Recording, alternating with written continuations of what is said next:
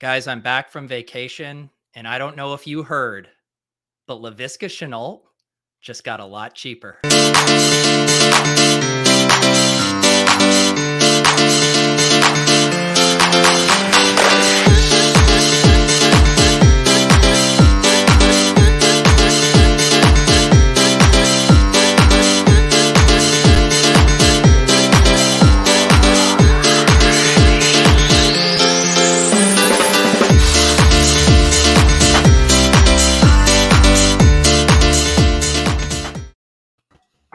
Oh, wow. Guys, we're back. Laviska is free in drafts. Free agency is flying. It's good to be alive. It's pretty good to be alive. Yeah. Welcome back, buddy. I know. I was so confused. Everyone says, when you guys got to do a eulogy of like our favorite player is now as cheap as favorite player's free. I was mad last year when you guys and us were steaming him into the 6th round. Now this is joyous. I saw your tweet when you got back that was like you needed a TLDR, and I'm just now realizing the right response would have been just literally 10 days of people victory lapping Laviska being dead. Like people get such a kick out of it. I was gonna say, like, I saw some like residual tweets of it, which meant like it had to have been insane when that news was going down. It was I was like, it's not even about Viska. I don't know. It was very funny. I'm glad people can find some solace in dancing on Viska's grave. How was the show last week? I honestly haven't got a chance to catch up on it, but it looked like it was a good time. It was a good time, yeah.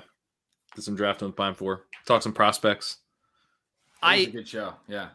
I was poking in there just today because I just put the show notes in there belated because I saw Pat got really lazy with his show notes. You know, you got to get the links in there, Pat. No, I got the links in, didn't I? Oh, maybe on the podcast, not on the YouTube. It's all good.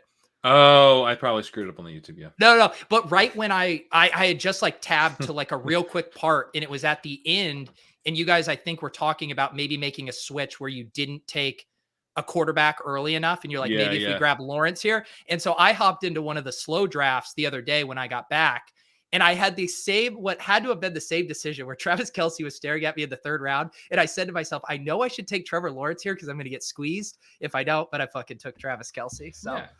I've gotten squeezed in like every one of these drafts that I've done. I have one with like Matt Ryan and Baker Mayfield. Now they're both potentially out of a job with this stupid Watson's like, which one of them's going to get crushed by the Watson news? Well, the funny thing from last week to this week that some people might get a kick out of that I know a couple people messaged me on was Tom Brady coming back, because like I might have said 3 or 4 times that we should take Brady. I was like, man, Gretch like begged us to take Brady. And I was like, Gretch, is this a bit? I think at one point you were like, is this a bit or are you serious? I'm like, I'm kind of serious. Yeah, he begged us and we just wouldn't do it.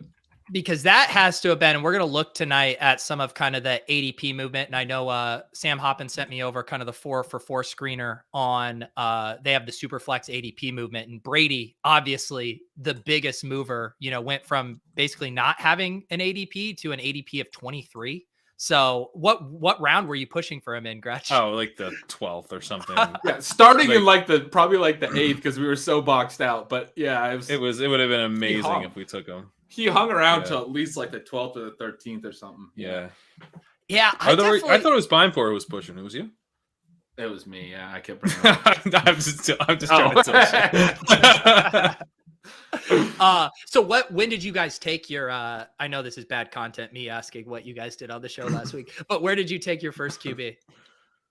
Early. We took Fields, right?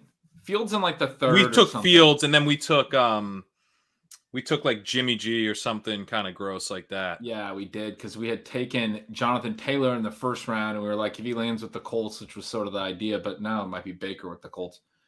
But yeah, we were thinking we were going to get a Colts. I kind of like Baker with the Colts. Backwards. But it was after taking both of those. So Jimmy G was our 2nd, maybe in like the 8th or something. I don't know. Yeah. And then we ended up taking Matt Corral, right? And then we were going to take Minshew, but even he went. We ended up our 4th QB is somebody real gross. Who was it? Was it Zappy? I mean, I don't even know. If I mean, who the might fuck have is been that? Zappy. That's who I want to take. We were talking about Heineke. Oh God, we went. Someone in the chat's got to remind us. We went real bad with our fourth QB. It was not a good QB room at the end of the day. No, it's not. So what is the deal with Baker? I guess I've missed that news item. Oh, he just sent out an email post and was like, "I've loved all my time in Cleveland. It's been a great place. It's over." Everyone is like, he's not going to be quarterback of the Cleveland Browns. They talked to Watson, and that was like the last straw, I think. And what's the who was the? I was listening to Silva say he was saying Watson is connected with the Seahawks really strongly. No. That there was that, but that has since evaporated pretty much completely. I can't imagine. It's the Saints. No, it's down to the Saints, the Panthers, the Falcons, and the Browns. Okay. I'm surprised nothing's happened yet, but yeah. And the Niners were sort of a dark horse a little bit, but they've said no, right? Pat? I don't think they're in the mix now. Yeah, because there's the Panthers and the Saints both have 3+ first-round picks on the table. Like they put out offers that are at the asking price. So it really just comes down to that suggested it was going to be the Saints today. Oh, our fourth QB was Ryan Fitzpatrick. That's right. I pushed that one bad. Too. Yes. I think I pushed Fitzpatrick because I was like, he'll re-sign and beat out Wentz, which honestly might happen. We're live, baby. We are live. Wentz is still bad. Don't forget that. Derek says he got Watson to the Saints at plus 900 on Sunday. That seems like a nice risk reward. I mean, that was my thought when you guys were talking about passing on Brady in that draft. And I definitely have a blind spot with those guys, whether it's the off the field issue guys, the retired, the Gronk guys, where I just want to automatically pass over them and yet not really thinking through the risk reward proposition. And at those ADPs, like the reward is clearly outweighs the risk. It's not like you're using a third round pick. I'm so mad at myself because Arians got me, and Arians is like the least trustworthy source of news in the entire league. But he was just like so clearly like he's not coming back. Like basically I think he thought Brady was not going to retire in the first place, and then got all like downtrodden about it. He like threw me off the scent. Fucking Arians.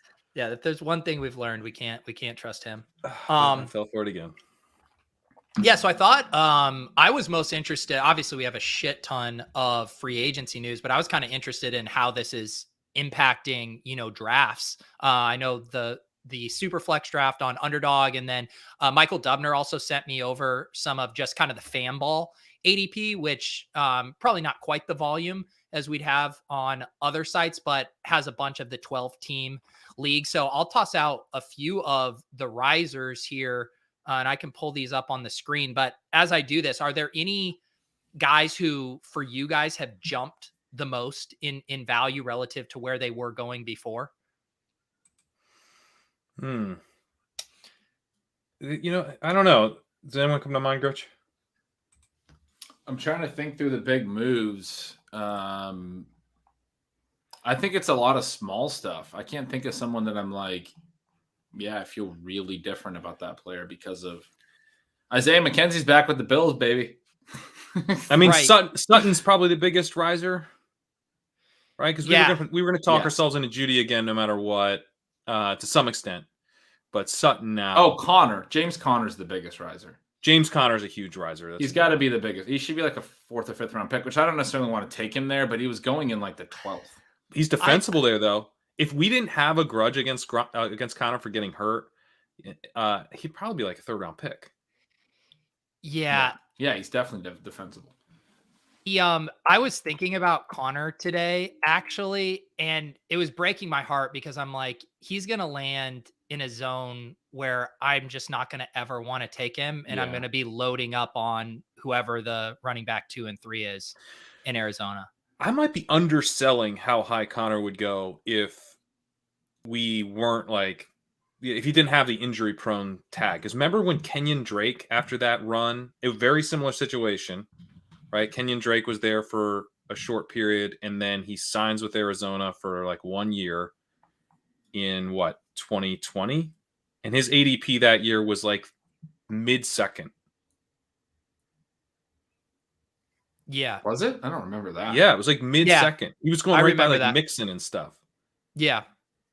People were taking Kenyon Drake that high. Well, Jesus. the other Black thing that out. The other thing I think you have to be careful about with this stuff, and this is actually illustrated by the Dolphins just signing Mostert, which I believe that news just broke a few minutes before we got on. But like, even though it looks like a clear runway for James Conner, and I know they don't have a lot of cap space, but like they could still bring in an impact rookie, or what the Dolphins did if you started drafting, Chase Edmonds because you were super excited about that. Well, then they bring in Mostert. Now it looks like some crazy timeshare there potentially. So yeah, but I don't know. I agree with that. I think in a lot of cases, Connors is interesting in the regard that they had a choice. They let Edmonds walk and kept Connor. You have to imagine they did so in part because of last year, where Edmonds got hurt and Connor stepped into a really big role. Like when Edmonds got hurt, we were hoping we might see a little bit more, Benjamin. We didn't. Like Connor played a ton, and then they just signed him to like a pretty comfortable multi-year deal. Last year they had him 1 year, $2 million or whatever. They just gave him 3 years and quite a bit guaranteed. I'm looking it up now. $13.5 million guaranteed. Looks like he's got dead money into 2023. They can, like a lot more dead money. So he's at least 2 years. The third year they could get out with only $2 million of dead money, but almost $10 million of dead money into 2023. So, like, they just signed this dude for 2 years to be their lead back, I think, based on what we saw last season. I don't know if he holds up. That's sort of where my concern is. Yeah. He's not one where I'm particularly concerned about them grabbing somebody to take a spot. I do think they'll add somebody, like in the draft, like a day 3 guy probably. But there's not that many guys. Like, there's really not. And to the point that's like a good outcome, right? I'd much rather have, like, one of these – like James Cook types or something compared to like Raheem Mostert there. Mostert might be really good there if he's got anything left. There's like 5 guys in the whole draft that would, I mean, there's the 3 guys, Breece Hall, Kenneth Walker, Isaiah Spiller, Rashad White, Kyron Williams. If it's not one of those 5 guys, I don't care. Right. I think I'm speaking even more macro in that we know how these ADPs work for these, dead zone running backs where you're paying a projected touch premium on them. And there's lots of different factors that could take away from that or take the shine off of it. So I'm just like, I don't want to buy the top on James Conner. I'd rather let them bring a guy in, then slide. I see what you're saying. And then scoop him.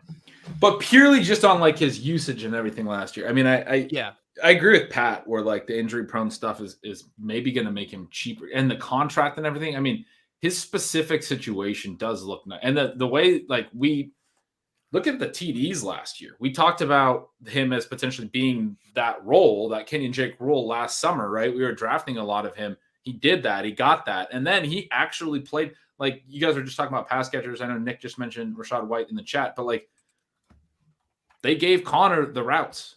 Like, that's what happened last year when Edmonds went down. They have Benjamin, who's got a great pass-catching track record in college. They gave Connor the routes, and he was good. He was making all those one-handed catches and stuff. Yeah. Like, he was legitimately really good. So he, like, just looking at like what he did last year and then their decision to bring him back and let Edmonds walk. I mean, I think you can make a case for him for sure. Yeah. No, and he's definitely more attractive than, like you said, like a Josh Jacobs type where we've kind of, we know what he is, where you could actually tell yourself a story, and we've already seen it, of what a bell cow James Conner looks like. Yeah. I mean, we saw it in Pittsburgh, and it looks awesome. There's an actual ceiling. That's a great point. Most of the dead zone backs is like, what's the ceiling? But with Conner, I completely agree. The ceiling's touchdowns. The ceiling, it's high-value touches. The ceiling's a bunch of high-value touches in an offense that generates them. It's pretty good. I also would like, and maybe you could say, depending on where his ADP settles, I'd almost want a little bit of an Arizona looked rough at the end of the season discount, because like I do want to be in on Arizona right now. So I will be really curious to see where his ADP settles. That chart you pulled up. Oh, sorry. I just tabbed over to the 4-for-4 one, but yeah, I can pull up the Fanball one. I mean, it seems like whatever it is, it seems like he didn't go up as high as I was expecting. Like, where is he going? This chat now, who's drafted in the last couple of days? Oh. Yeah, so this was from like 218. Let me put in like what? I don't know. When did that happen? So yeah, he was going at like pick 70 in these Fanball and jumped up about 20 picks. Yeah, he's in the 4th round now. And then that feels about right. I think he's fine there. In best ball, like It's fine. Yeah. But it's not like a clear value or anything. He's probably fairly valued there. Actually, I kind of now I see what you're saying in that, like, if the jump was from him being valued like where he was kind of going last year and then jumped all the way up to like the late 4th, early 5th. But the difference here, I feel like the role change for him should actually probably warrant a bigger jump than this. Even though I think it will. I think, because it's like one of those things where it's like, why isn't James Conner after this news the 210? Like, why isn't he? And mostly it's because like that makes all of us feel a little queasy. Right. But that's basically the only reason, because when you do the projections and stuff, it's going to be hard. I mean, unless, of course, the other is they could bring in someone who completely changes the situation. And he's got the injury prone stuff's fair. He's 26. Like, I don't want to invest in 26-year-old backs early. That's sort of what I'm saying why I think he's fairly priced is, and Pete, you just said it well with the ceiling thing. It's just like you can make the case for second rounder. A lot of the 4th round backs you can't. But in right. I mean, that's why like I feel like in some cases you can tell yourself you're getting a bit of a discount. I'm not going to be jumping at the opportunity to take him, but I don't think he's off limits at the 4th. It just feels more fair. It feels like he's only there because people aren't treating running backs the way they used to with like the advancement of the dead zone and all that kind of stuff. Go ahead. To be clear, I don't think he should be a second round pick, but I think we've seen guys like him go in the second round before, and especially like 3-4 years ago, no doubt, right? Yeah, and I do think you're getting a discount relative to where he could end up in the future. So I kind of like that. And then to Evan's point, he's saying we're not going to be touching him in the 4th round of the main event. I agree. Yeah. Also, I think in the main event, good luck getting him in the 4th round. That's not how the main event works. He'll definitely be in the 3rd there.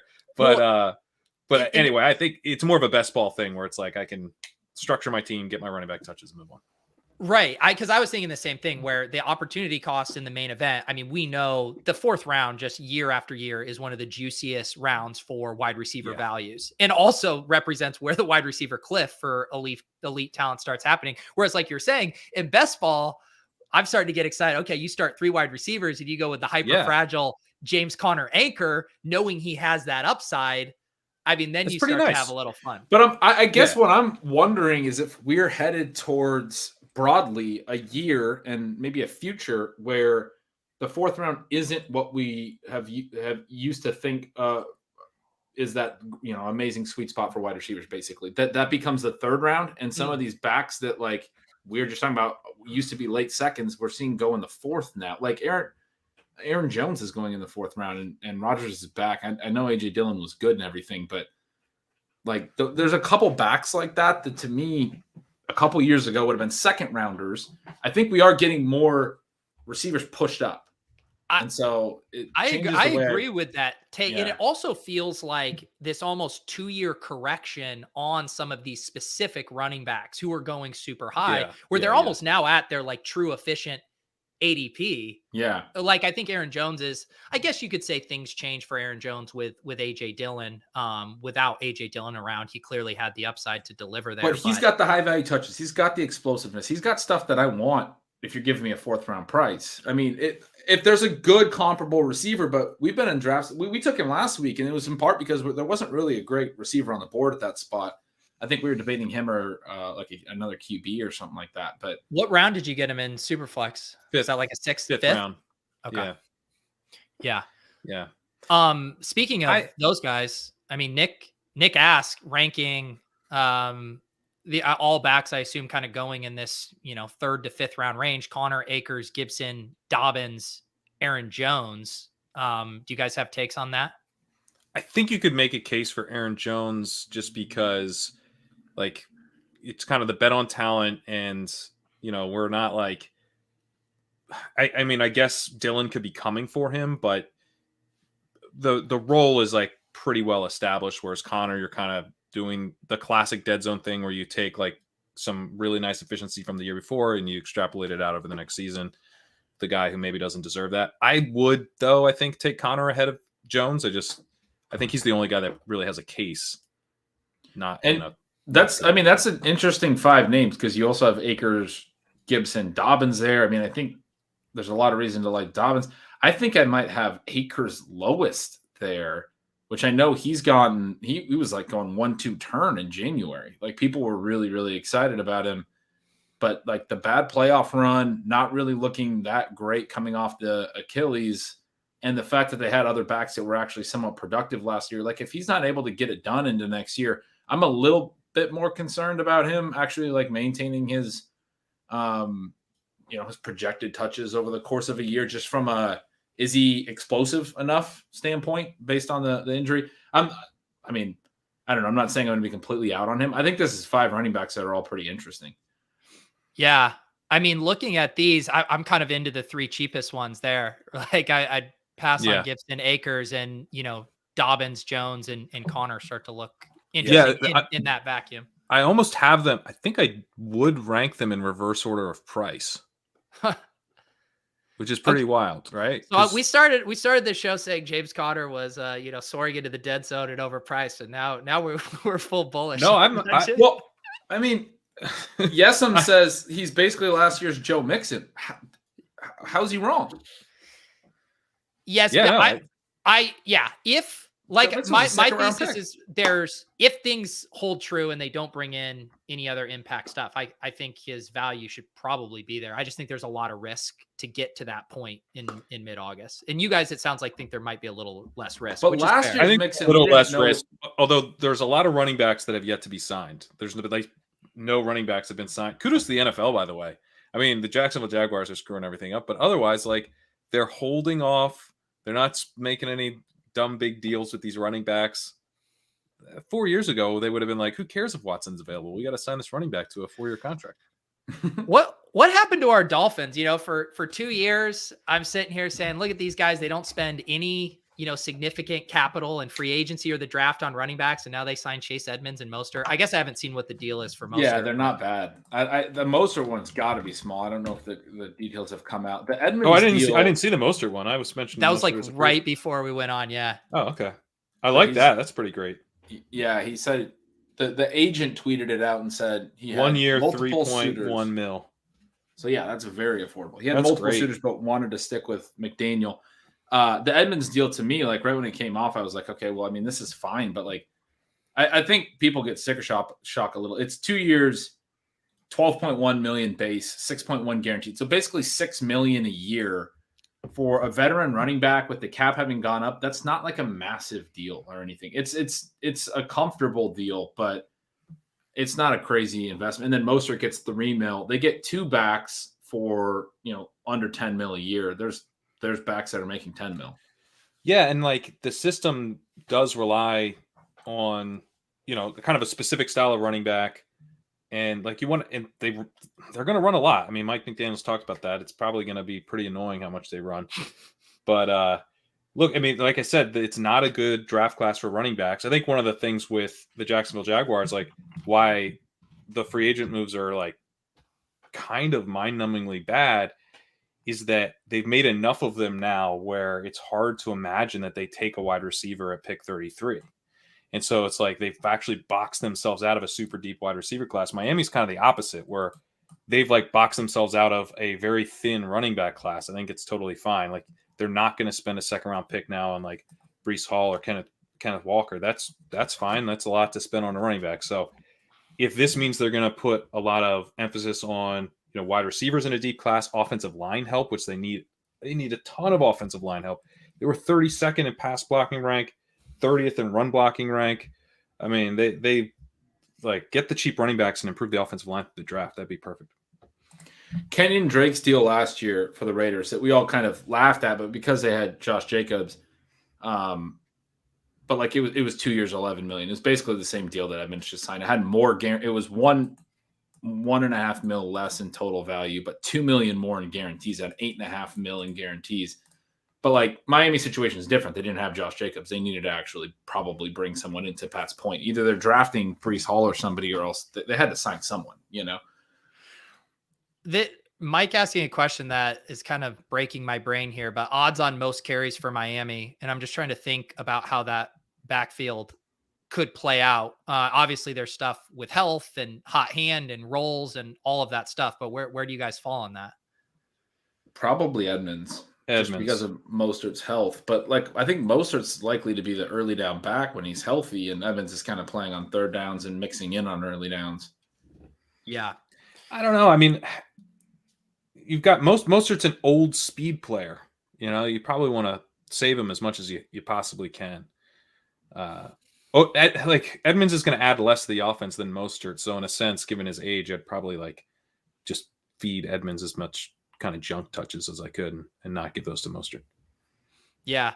I guess it also depends on, how much of kind of the 49ers run philosophy carries over there. Well, they just went and signed Alec Ingold, the Raiders fullback, to the second biggest fullback contract in the league behind only Kyle Juszczyk. You guys always make fun of me for that name. Juszczyk. So Mike McDaniel went and got his fullback to replace Juice Box. Yeah. Juice Box. You got 3 different names in there in that story.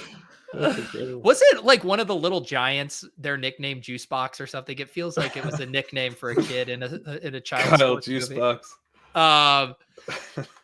It is tough because I do think, I mean, the thesis, right, with the 49ers backfield is that you want to take shots on the cheapest of those guys, knowing that they'll ride the hot hand and stuff like that. So I'll still be interested in if Edmonds becomes like, do you think the ADPs could settle in a way that the Edmonds Conner ADPs settled last year, where it was like Edmonds 7th, 8th round, and then Conner was like, what was he going, like 11th, 12th round guy most of the time? Yeah, he was. That was about right. Yeah. Seems right. That seems about right. Yeah. And so could you see that happening, this time around again? Or do you think the public will be more on Chase in a way they'll feel comfortable with him at, say, like the 4 or 5 turn and not be scared of Mostert? No, I don't think I don't think there's going to be heavy buy-in on either of them. Maybe Mostert's a little bit later, but just because people don't trust the health and he's older. But I don't think there's going to be huge buy-in on Edmonds. I thought that Edmonds was going to be a dead zone guy, kind of like Gaskin was last year. But after the Mostert signing, I think that has to change. I mean, he's probably like a 7th rounder, I think. Yeah. As someone who was loading up, Mostert was my most drafted player in the first underdog big board draft. I even had a bet with our guy Chris G where I was willing to take him head to head against any running backs after his ADP. I feel like this is close to the nut landing spot for Mostert. Yeah, I think it is the nut landing spot. Yeah, coach that is familiar with him, a lot of vacated touches. Shifting to perhaps a run focused scheme. It seems pretty good for him. Atlanta might have been better. Yeah. A lot more touches there. More touches, similar. I mean, it's Arthur Smith. It's the same scheme. Basically. But how many touches can he take? I mean, I kind of like that it is. Yeah. Is it a similar scheme? That's what I was going to say. Yeah. I kind of like that it's the same scheme, but. Yeah. He's from the Shanahan tree. Okay. I didn't realize that. Yeah. I think I don't know. Maybe he's not truly from the Shanahan tree, but he has crossover. So got it. Did the McKissic stuff broke since the show last week, right? You guys didn't hit this one last week. Did you guys hit McKissic to Buffalo? Well, I mean, McKissic that was basically today because or yesterday, right? Well, I'm still jet lagged. I can't keep track. He went to where you been? The Bills and then came back. He betrayed the Bills. He went to it was reported he was going to the Bills. I wrote up that he's going to the Bills, and then now he's back in Washington. Wait, what? Yeah, he signed with Washington. What? See, now JD McKissic is with Washington. No, JD McKissic went back on the contract with the Bills and is now with the Washington Commanders again. What? Yeah, dude. Wow. I missed that today. Did I misspell this here? Oh, yeah, that was today. Yeah, my brain's broken. I can't keep track. Wow. How did I miss this? That's why I was talking about Gibson and stuff, being the lowest. Hey, Pete's still on vacation. Gretch is still on vacation too. He was with me on this one. It is crazy because I was looking at this one. Think about all the poor souls who are, chasing McKissick's steam here for a day. Nope, he's Carson Wentz checkdown option. Wow.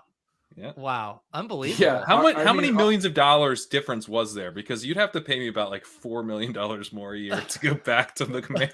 He was out. He was with Josh Allen and the Bills. Goodness. Yeah, because I was excited to have the conversation about that relative to Singletary. I mean, what does that say to you though about the Bills' intentions, perhaps rest of free agency or in the draft?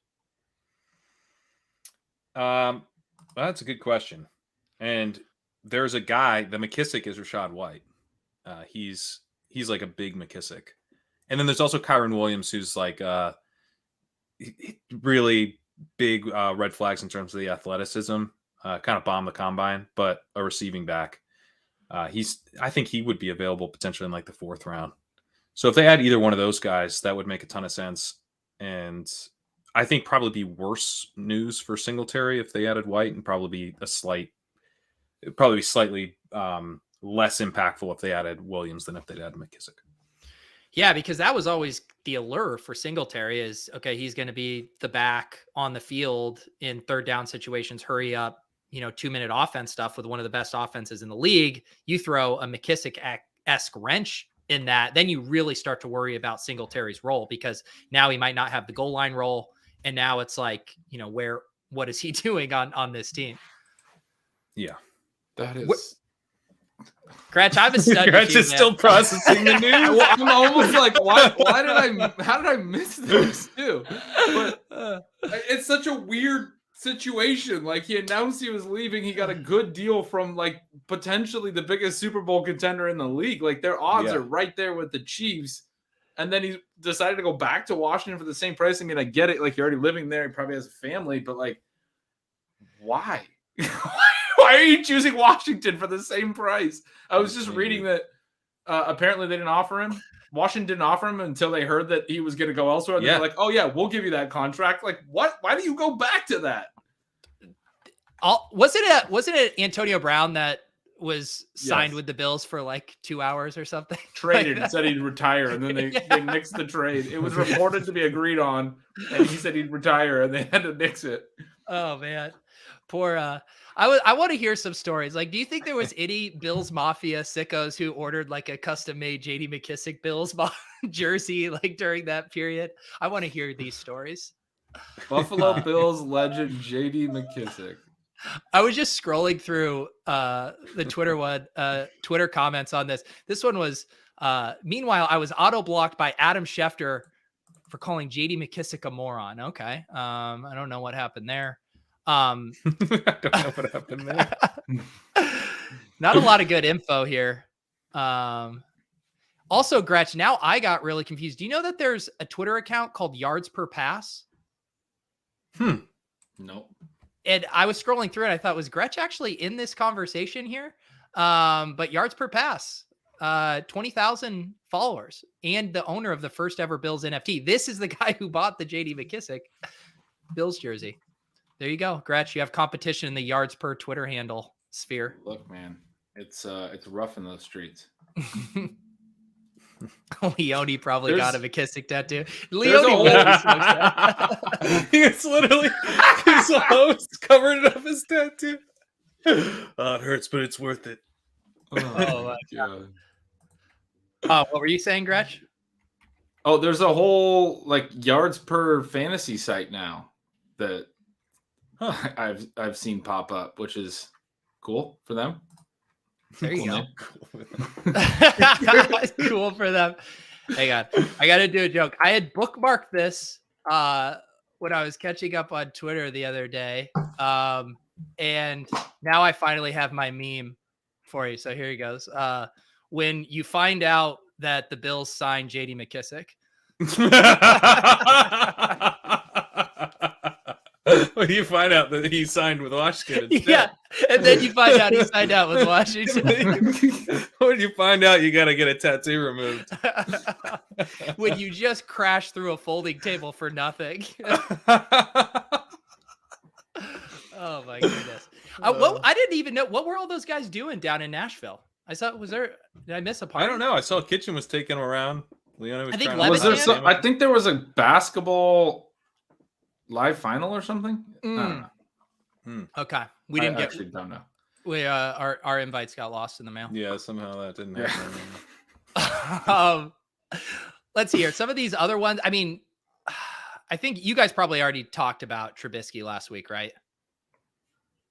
No, that hadn't happened. Pete, when do you think free agency started, man? When did it start? Like Monday. 2 days ago. Well, Monday. I don't know if you guys actually heard, but Trubisky actually went back on it. Is now with the Bears. He's with the Bears. Yeah. What? So why Trubisky's ADP is one of the top risers? Are people excited about him as a backup stab? Like, Well, he's it's gonna like start. he's going to be the starter unless they draft a rookie, which Yeah. they probably will. I mean, they have to draft a quarterback, right? Have to. Yeah. Have to. And then it just is what kind of how many games do they give talking about? Trubisky? They got a former 2nd overall pick. God damn it, Gretch. I've been working on some quarterback stuff, and Trubisky just like, no matter what you look at stats wise, is just a dog shit pick. It's just like nothing about him profiles well. No matter. I mean, I was told that you can slice data any way possible to make a favorable case, but you can't cherry pick Mitch Trubisky. Let's see. Any of these other riser? I mean, what are we doing with Isaiah McKenzie? Is he going to get too frothy? Is he getting frothy? Where is he? By the way, Gretch, you got us on. Remember, you got us on McKenzie in one of our early drafts. That's pretty nice. That's gonna age well. I mean, we have no idea what this means. He could just be back for special teams in his same role. But if they do cut Beasley, who they haven't cut yet that I've seen, have they? He has a cuttable contract. Then McKenzie could be pretty nice in the slot. He's up almost 50 picks here on the. I think they've given him permission to seek a trade. That's right. Yeah, I don't think he'll be back. Yeah.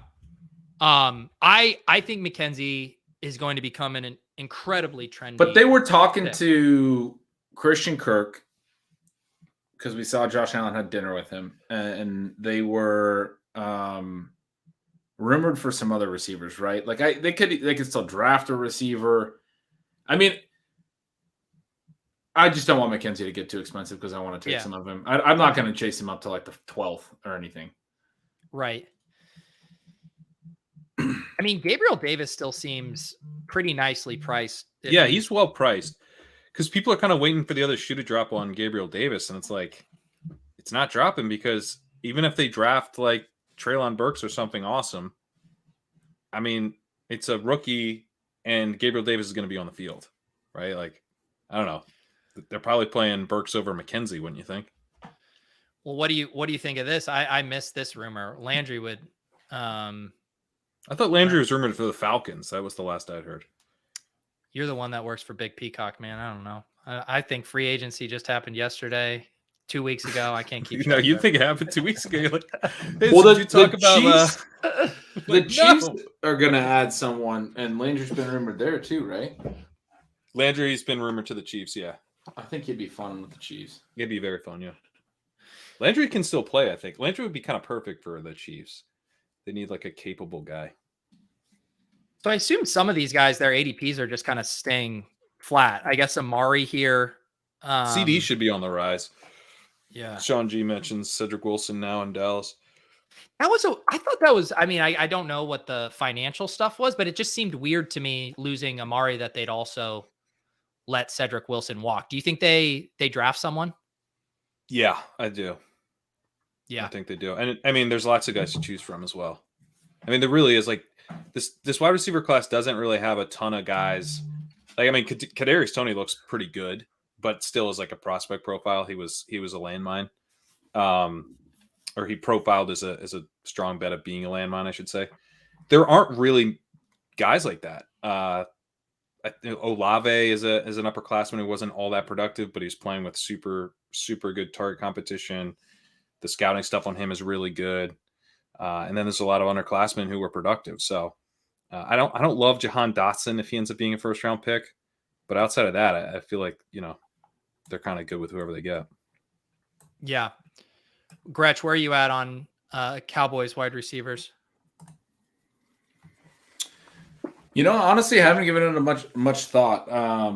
was bummed that Cedric Wilson left. I don't think like I'm going to be super stoked on him in Miami. And it obviously leaves a lot there for the guys that are left. But is Lamb going to get too pricey is sort of my concern. I think Schultz is going to be a nice pick this year, dude. Yeah. I feel like it's almost hard for Lamb to get even any more pricey. I mean, he was even before this was still going at the 2-3 turn and sometimes, mid to late second round. Like, I don't know how much higher he can get. Yeah, that's true. Yeah, that's a good point. So maybe us slappies who are still taking him there early got bailed out a little bit. I mean, what are they going to have early in the year? These three. Yeah, but Gallup tore his ACL late last year. Like, he's not going to be there early in the year. So it's really those two, Lamb and Schultz. And like, they used to have a lot of guys, and they're going to be like thin early next year. It's going to be running Noah Brown out on a bunch of routes. Yeah. The chat wants calling Burks to Arkansas, a little Jerry Love for his Arkansas players there. That makes a lot of sense. And it also, he should be available to them. It sounds like, probably like Wilson, Olave, and Drake London could all go ahead of Burks in the draft. So, wow, Olave over Burks now. Just that's how bad his. It's possible. It's possible. I don't know. I mean, Olave's scouting stuff is like, in terms of like high character NFL teams, just like being like, this is a guy we want. It's like I've heard nothing but awesome things about Olave. So, that usually goes a long way. And then Burks was like, people thought he'd be a really explosive athlete. I think the combine, probably people are making too much of it, but like the reason we care about the combine is for draft position. So if it does end up hurting his draft position, we need to factor that. But how much would it hurt? I mean, he's not going to be a second. Probably not that much. No, he'll be a first round pick still. Yeah. How are we feeling about the other big risers were obviously the Broncos. We mentioned Sutton quickly at the top, but I assumed I was going to come back to just tons of Albert O love. Is that been happening? I've missed that on he was immediately going ahead of Noah Fant right after the trade. So yeah. Yeah, and I jumped on a pod with Davis and we called him a top. I think we agreed he was the dynasty tight end 6. Okay. So yeah, we did our part. Pumping those bags. Davis has him in every league I'm in with Davis. Like, of course. I was literally just pumping Davis's bags for the people. I mean, where do you think Albert O FFPC main event time? What round do you think he settles in? 8th, 5th or 6th. Whoa. Oh, FFPC. Yeah. That's fair. Tight end premium. Yeah. I mean, I get it. It definitely is steep there. I mean, because that was like, wasn't Dallas Goedert was going after that this year, right? When did you get Thomas in your pros versus Joes? Didn't you get him in like the 6-12? And we were like, oh, this is nice. Is this your way of bringing up our Logan Thomas versus Noah Fant bet that I lost? No, it's not. It honestly wasn't. But I'm just I think it was at like the 7-8 turn. Yeah. 7-8 turn. Okay. So then I think he'd probably maybe he'll be more on like the 6-7 turn. Cause I remember us being like, Logan Thomas isn't really a target, but here he is or whatever. I feel like that's too high still. Like, isn't that where Fant went? I got Fant in like the 7th last year in one main event. He wasn't usually going that late, but yeah, but I mean, honestly, should he go higher than Fant last year? Yes, I think he should. Okay. Unless something changes, unless they bring in another guy or whatever. But I would rather have Alberto. I mean, Alberto has been more efficient than Fant in yards per route run since a very small sample. Very small sample, but not even a full we would season. expect. Right, we would expect that he runs all the routes though, and he's got Russell Wilson as a quarterback now. So. Yeah. What does he have? Like I think it's like 225 routes or something like that over the 2 years, which is, I mean, that's not nothing though. It's not nothing. It's like half a year. Like you'd want at least like 500 routes if you're picking him there for this next year. But he's been very good. We've made stronger predictions on less. Yes, yeah. And he's a good athlete and was a good prospect. So I'm not knocking that. I don't think that's a bad take. Do you guys have I like Hamler. I mean, I was just gonna say I'm interested in all these guys, and so I was trying to say, like, Yeah. is there a guy I'm gonna be going out of my way with, or is this just gonna be a team I'm just always trying to grab one or two and then end up with so much Hamler because he's the cheapest? Yeah, well, and Tim Patrick's going to be really cheap too. And I've never been a Tim Patrick fan, but he's exactly the kind of guy that I think, like, I think he might be one of the like low key best fits for Russell Wilson. Like he's freaking David Moore. Like he's all those dudes. Like he's going to get a few more TDs because of it. He's like he struggles. Or maybe to earn he's targets. the Tyler Lockett. You know, he struggles to earn targets at a high rate, but he's actually pretty decent as a receiver. But Russ extends plays, which helps those types of guys then earn targets, like get open, basically. Like this is the guy that could randomly have a decent year, I feel like. But I like Hamler a lot too. I mean, I honestly like Judy's the one I don't love. Russ is not a guy who steps, hits the back of his drop and throws timing routes. And Judy's like, route running, timing over the middle of the field type stuff. For me, it was Sutton, Hamler, and Patrick that I was immediately like, oh, this is really interesting. Not even necessarily Albert O, because I mean, I think Albert O it's a good fit for him, but I don't know that Russ has like ever been like a big tight end guy, But remember, Judy was operating. He had an 8 out of 14.5 as a rookie. This is after Sutton went down, and he was operating deep downfield. Like, I don't think he has to be kind of a shorter underneath guy. He had 67% of his snaps out wide as a rookie. Wasn't all that efficient, but he wasn't bad. I think it's off the top of my head, I believe it's 1.66 yards per route run. Solid, not great. So I don't know. I think Judy could be that guy, but I like getting Tim Patrick too. I'm actually happy to hear you say that, because I was on with Josh and Hayden the other night, and I had Treylon Burks lined up to take in our draft, and we had Russell Wilson in the Superflex draft. Forgot that I had put Tim Patrick in the queue, and I let the clock tick down and took Tim Patrick by accident when I meant to take Treylon Burks 30 spots ahead of ADP. Wow. So I need that Patrick to pay off. I do like your call on Judy, and just to be clear, like I'm definitely going to take him too. Pete, I think you put it perfectly. I want exposure to all 5 of those guys on the screen. Yeah. Well, that's what I was just thinking through. Aren't the Broncos going to be the most fun team to backdoor stack in best ball? You get Russ, and then you have Alberto, Hamler, Patrick late. And like you think about how those best ball playoffs shake out, where 1 week you get the Hamler bomb, next week you get the Patrick bomb. Like that seems like a very fun, cheap backdoor stack. Have we had a team this fun to backdoor stack? I don't in think a while. Like the Bills were kind of fun last year. Yeah. After Diggs, all those guys were cheap, even the running backs. Yeah, good call. That's true. You could do it Sanders, Beasley, Davis. But they got a little bit more expensive. I wonder if that happens. I wonder if like even Hamler ends up in like the 13th round. Hamler, I mean, I know in our corner of the internet, we all like him, but he never, even when he became a trendy late round pick, he never got too high up there. He never got steamed a couple rounds. And it's going to be hard when he is the 4th receiver. Too many people think he won't get on the field enough. And that could be true. Patrick signed a pretty good deal in season last year, which kind of boxes Hamler out in some regards. I just like, I think the optimism is that they rotate enough, and he's this vertical threat that provides something that keeps him on the field a decent amount. And obviously if there's any type of injury or anything, it can create opportunity. What about like where are we at now on Metcalf and Lockett? I mean, just total dust. Like, what are we doing with these guys? Metcalf's going to be fun to take, I think. I was trying to take him last week, but we didn't really talk about him.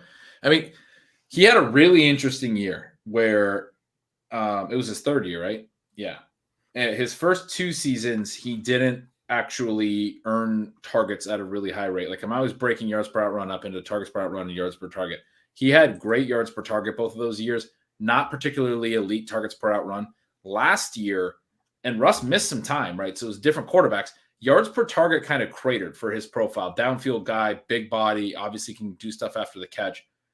It was like very average yards per target, but his targets per out run took like a pretty substantial jump. He actually showed like a alpha type target earning profile as a downfield guy. Obviously the quarterback change is terrible, but he could be good enough if he can earn enough targets to also still be efficient, I mean, I'm not like completely out on him. He's still a young receiver that we like for, valid reasons. He also might not be in Seattle.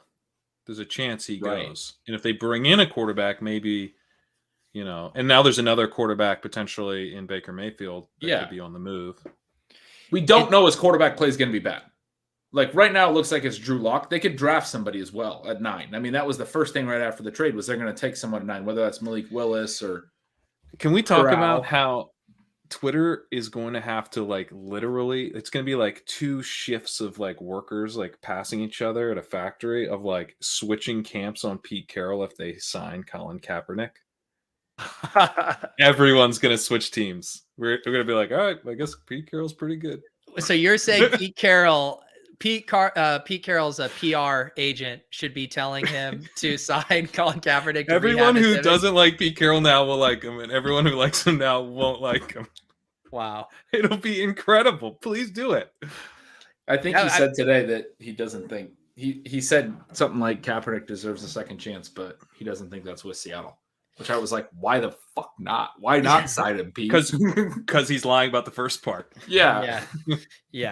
I was just looking real quick at the underdog and the fan ball, and it looks like Metcalf has only dropped a handful of spots, but Lockett has dropped about a round and a half on both underdog and fan ball. So people reacting a little bit more to Lockett than Metcalf, which I don't know, makes sense to me. That seems pretty efficient. It does to me too. Yeah. And Lockett's stuck there. They can't deal him. Yeah. His contract doesn't make it possible. I don't really want anything to do with Lockett. I mean, the Metcalf thing is maybe he's just really good.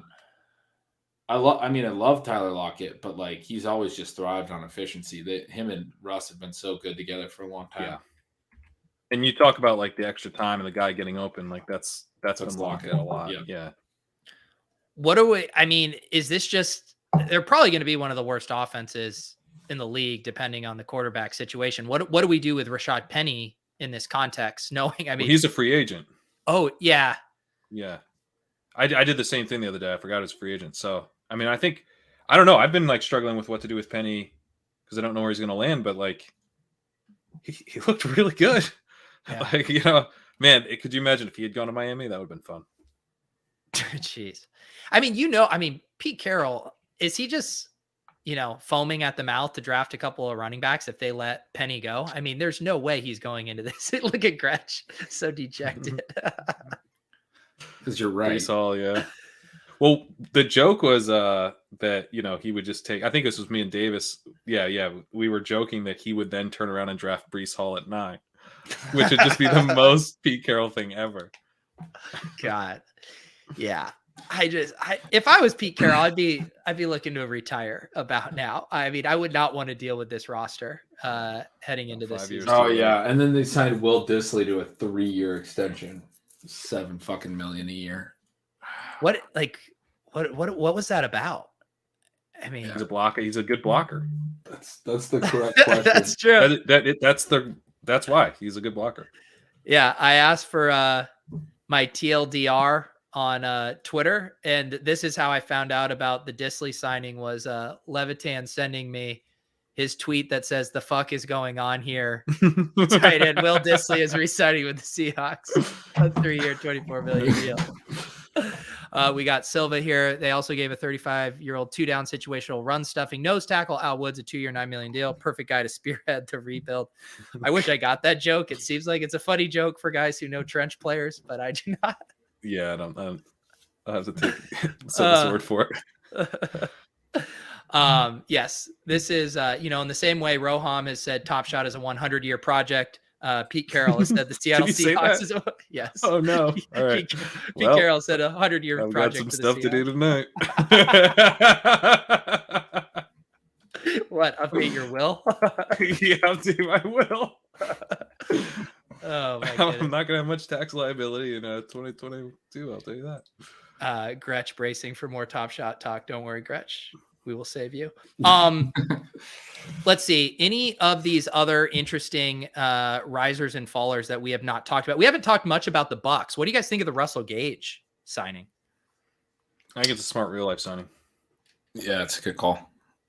He had a surprisingly good bounce back year. I gave him a lot of shit last year and said he was just a guy. And it was interesting early this offseason. I noted this in the Target Sprout run write up I did on the newsletter, that he started out this offseason going later than last year, just I guess because he got hurt. But like when he played, he was actually showed something more. He had taken a step forward.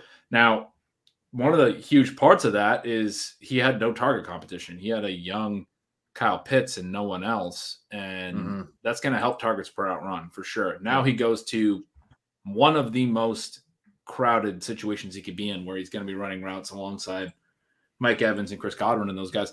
I mean, he prior to last year had not shown a lot of target earning potential. He's certainly not Antonio Brown in that regard. Antonio Brown's targets per out run were massive last year. And so the way I looked at that was like, this is good for Evans and Godwin. Like, especially when Godwin gets back healthy, this is going to be good for those guys to potentially consolidate a lot of volume. But I mean, it wouldn't be too surprising after he had a decent year last year if Gage got some volume there too. I mean, he'd be interesting late. Good offense. Yeah, I think he's interesting late for sure. I mean, he was pretty capable last year, and like a lot of situations, there's a lot of situations where there like isn't anybody there. You know what I mean? But like, remember, every AJ Brown gets hurt, Julio Jones is hurt. It's like Nick Westbrook-Ikini's gonna get a lot of targets. It's like, nope, he doesn't. You know, like Khalif Raymond was projected for a bunch of targets because there weren't any Lions wide receivers. They went to someone else. Like, there is still, even when there's no one around, some skill in getting those targets and at least being better than bad competition, which he was. Yeah. The other thing is that he played about half of his routes in the slot last year. He's been like typically kind of a 2/3 in the 2/3 snaps in the slot guy, down about half last year. I think that's a good sign because he can play in the slot. They might actually roll out Perriman on the outside and then Gage in the slot when Godwin isn't healthy. And then when Godwin gets back, you can put Gage on the outside. Maybe he only runs like 50% of routes, 55, and then they rotate in Perriman for some deep threat stuff. But, I think his versatility is going to help the offense just kind of chug along. They also just signed Godwin to a bunch of money. Oh, they did? Yeah. Nice. Like while we're on the show. Yeah, I feel like Gage is going to be a tough one to think through, for fantasy, where he could be a total smash when Godwin is out and then really not add a ton fantasy wise when Godwin is healthy. But yeah, I guess you could make a case that Brady can definitely support, 3 pass catchers. I guess what happens with the tight end situation will be interesting too. Are we just all working under the assumption Gronk is coming back? Yeah, and apparently he said at a barbershop or something like there's a good chance he'll be back. That came out today. Yeah. Because Howard is gone, right? And so otherwise, is Brate still under contract? I think Brate is under contract. I think so too. I think they gave him like a kind of a gross deal a couple years ago where he's actually making a decent amount of money, if I'm not mistaken. Tommy, you're in the right place. Tommy has been hammering Russell Gage, thinking he was in Atlanta. Had no idea he was a free agent. We're all learning things on tonight's show, Tommy. Sean says, how many targets for Kyle Pitts this year? 200? I mean, talk about going to get a vacated target premium jump in his ADP. I mean, Kyle Pitts, it's hard to make a case against his target. Well, I mean, you didn't have any competition last year. If you couldn't beat out Russell Gage. No, I'm just kidding. Like, obviously I like Pitts. But I mean, I don't think Russell Gage leaving suddenly makes his competition. They're going to add someone either in the draft or in the end of free agency here. It actually, like, his ADP's gone down a little bit. And I know that Matt Ryan was another one of the big risers and fallers here. 32 pick fall in daily ADP. So people are definitely worried, and probably rightfully so, about the Falcons offense in general. Yeah. But I think, like, they've been talking about Jarvis Landry there, and maybe they get like a Juju or something instead. I don't know. They need someone. Of course, they might end up with Watson. So there's a ton of stuff still up in the air. A-Rob. I've heard A-Rob. A-Rob. Yeah. Joshua connecting the dots there that'd be fun, I guess. Fuller would be. People talk about Fuller if they get Watson. But either way, I think Pitts is like, no one's going to kind of usurp him he's going to be basically the number one wide receiver. So I hope they sign someone. Like, I think his worst case scenario is they don't sign anybody, and it's like Pitts as a tight end. Pitts basically operating as a number one wide receiver, but at a disadvantage because he's a tight end, and he's a second-year player, and he's surrounded by absolute scrubs, and the defense is just like, you're not going to beat us with Kyle Pitts. What's your counterpunch? You know, what's your secondary option? I want a guy like A-Rob that at least has some potential to earn some attention across from something. It also, I'm sure people know the stats and maybe even you guys, but just anecdotally watching Kyle Pitts, it seems like they were using him a ton on the outside and just having him try to beat, one-on-one coverage, which he's capable of doing, but it didn't seem like they were scheming him a ton of looks like over the middle, like getting him in motion, those little tight end rub routes. Like that is what concerns me. Like if you start to get the Des Bryant treatment where it's like, you're a freak, but we don't ever actually do anything to get you the ball in creative ways. Right. Yeah, I guess that is kind of a concern. It's just, I think the bar has been set really, really high for Pitts, and that made me a little overly cautious last year. But I feel like now the market's a little overly cautious. Like what he did last year was like stunningly good for a rookie tight end, and combine that with the prospect profile, we should be like super psyched about him. So, I don't know, maybe it won't be perfect, but there's just a lot of upside with a player profile like Pitts doing what he did as a rookie. Yeah. Yeah, I'm still excited about him. And at least on Underdog, his ADP never got too out of control there. So I still like taking him in that, mid to late third range or wherever you kids are getting him these days. I'm so out of the drafting streets. I feel like I'm flying blind on post free agency ADPs here. Any other chat? Let me know if there's any other players. I saw someone mention where we thought Julio Jones was going to go. He got released by the Titans. Was that a surprise or was that expected? It was surprising. It was a little bit of a surprise. Yeah. Is there any juice in the gas left in the tank there for him? Are there any spots we'd get excited about him? I was making the case for him. I think there's juice left in the tank. By the way, shout out to Josh Norris, who I believe was it last night? I honestly, like every day feels like 1,000 years ago. I think it was literally last night I was on this pod, and he was like, I think the Titans are less likely to sign Deontay Foreman than Dontrell Hilliard. Then Deontay Foreman was signed by Carolina today, and he was like, and then he also mentioned how much they just don't like Julio in Tennessee, and then they cut him. So Josh just crushed it. But I've been drafting Julio, and I'm going to keep drafting Julio. Like I said this on the Good Football Show just a couple hours ago, but it's like, imagine if Julio had been a free agent and then signed with the Titans. We'd be like, I don't know about that. There's not a ton of passing volume. So now that he's a Titan and moves to being a free agent, like, shouldn't that be good? Like, I feel like that improves his outlook because most places will be a little bit better than the Titans were. We definitely got to take into consideration they signed him to a 2-year deal last year and intended, I think, to have him for 2 years. And he was they traded picks for him. Or they traded for him last year. Yeah. He had 2 years left, though, right? And it was like, okay, he's 2 years, yeah. And he gets hurt and he doesn't really perform well when healthy, and they decide they're going to give up on that after 1 year. So that's kind of, it's not a great sign, but like, this guy's been in the league since 2011. He's been a star. He washes out with this one coaching staff. He was good when he was on the field, but he was hurt a lot, but he was good when he was on the field. 1.84 yards per out run, which is actually pretty good.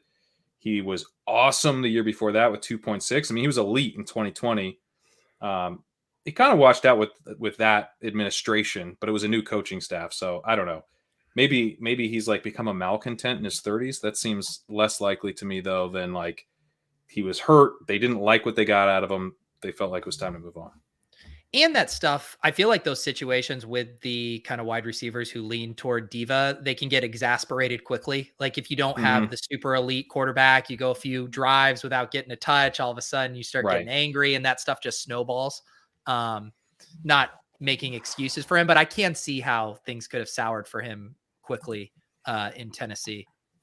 Plus, apparently, I don't know, this might just be a total rumor, but someone was saying that Isaiah McKenzie was trying to recruit Julio to the Bills. Like, that's one reason, Pete, you talked about the blind spot that I have too of like, being like, Tom Brady's not coming back. Why would we draft him?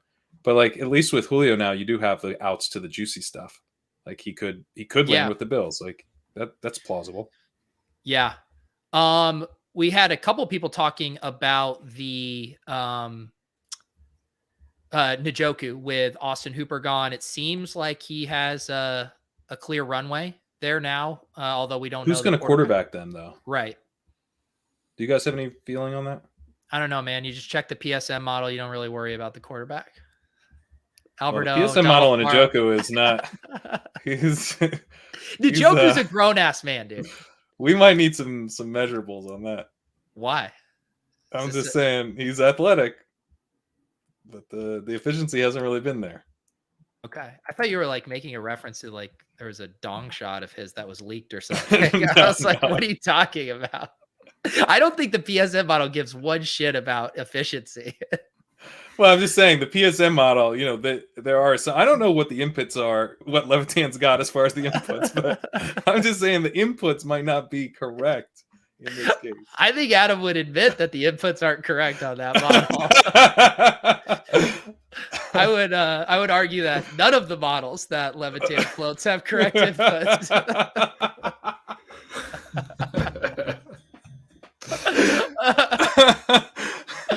Yeah, see, Tommy was with me too. Like, I could swear, I was like, was there a David Njoku, like, dong pick leak while I was gone on vacation, and now Pat's giggling because I don't know about it. I should have just kept that going. That would have been good. Yeah, I was like, God, I missed quite a time. It was a hell of a week, but. The chat also bringing into mind Harrison Bryant, who has been solid at times. I could see that being a thing. Nick, circling back on the Devin Singletary stuff. Yeah, Nick, we touched on that a bit at the top. I was mostly concerned about what it means about their intentions for bringing someone in, and if it is a pass catching back at curbing Singletary. But do you guys have any other takes on that? I mean, Singletary's whole thing is snaps. Like, he's just snaps. He had 100% of snaps against the Chiefs in the playoff loss. Like, that's why he ended up being valuable at the end of the year. So I think it's just an incredibly fragile situation where basically anything screws that up. Kind of a perfect storm last year for him to get 100% of snaps in a playoff game. I mean, that's pretty wild. Yeah. And I mean, it's another one of those things where Singletary, not a guy you want to be drafting, pre-news like this, where you're paying as if he's a bell cow back with, no competition. I'd rather wait for them to bring in somebody than get his ADP back. I mean, he was one of the best ADP values last year in drafts. He was going 13th, 14th, 15th round. No one wanted to draft him. I'll be really curious to see where sentiment settles on them when they inevitably bring in another back. I can't imagine they go into the season again with just Moss and Singletary. Yeah, probably not. I mean, they get to the comments point there. I mean, they've indicated several times now that's not what they want to do. Yeah. I mean, could you see the Bills? I mean, where do the Bills pick? Like, could they do the Chiefs thing? And they're like, we're just one incredible running back away from taking this all down and, taking a running back in the first or second round. Yeah, I could see that. I mean, it's a new GM, right? They're not a new GM. I don't know if it'd be the first round, but I mean, would it be crazy if like Kenneth Walker fell and they got him in the late second? Do they have a second? I assume they do.